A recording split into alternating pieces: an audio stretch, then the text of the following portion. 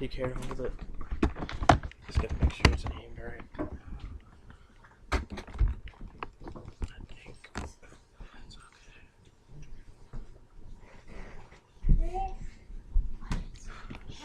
You're doing great. There you go.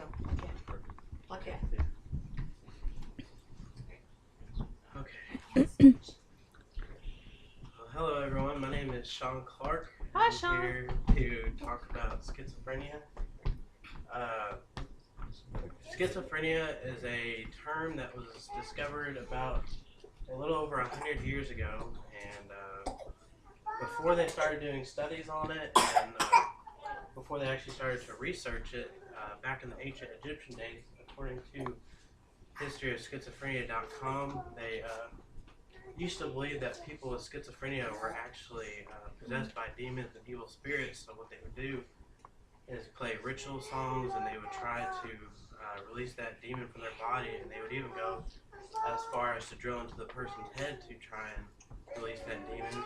But later, as they started doing studies, in 1887, Dr. Emil Kraepelin, this guy, he actually found that a lot of his patients were developing dementia later on in life, so he decided to call the disease dementia praecox, which means a chronic form of dementia.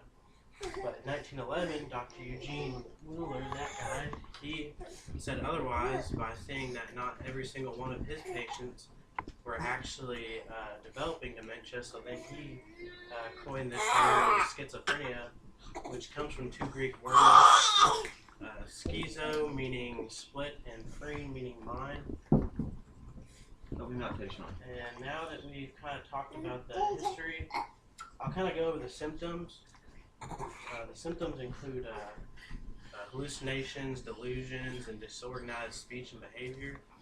And according to Dr. Berserk, he wrote an article on Psych Central, there are actually no causes, like there's no specific cause to schizophrenia, but they're currently studying whether it's a chemical defect in the brain, or whether it's physical abnormalities, or whether it's related to genes, but there's no solid evidence relating any of those to a specific cause.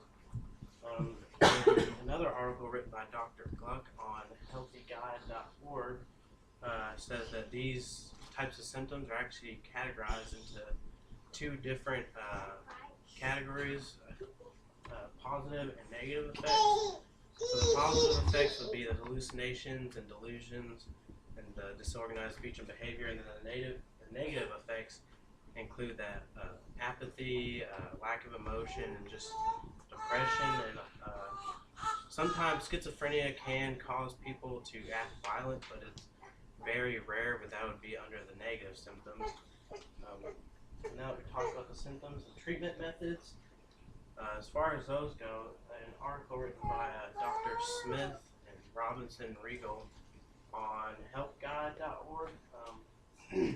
There's two types of ways that you can kind of help limit the symptoms of schizophrenia, and that's personal methods, and then there's also medications. Now, the personal methods include having like support people to help you through like the process of like if you're going through counseling, and exercising helps, and also eating a healthy diet, because if you're not eating a healthy diet, then your blood sugar levels can actually affect how severe your symptoms of schizophrenia can be.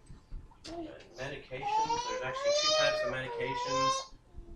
There's atypical and there's typical. Typical medications, or typical antipsychotic medications, aren't used anymore, just because they develop over time they can develop a disease called tardive dyskinesia, which can actually cause involuntary muscle spasms, like anywhere in your body pretty much.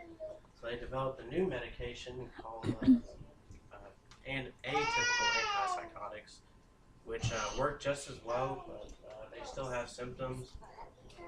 And that covers the history, symptoms, and treatment methods. I just want to thank you all for letting me present this to you, and I appreciate it. Thank you.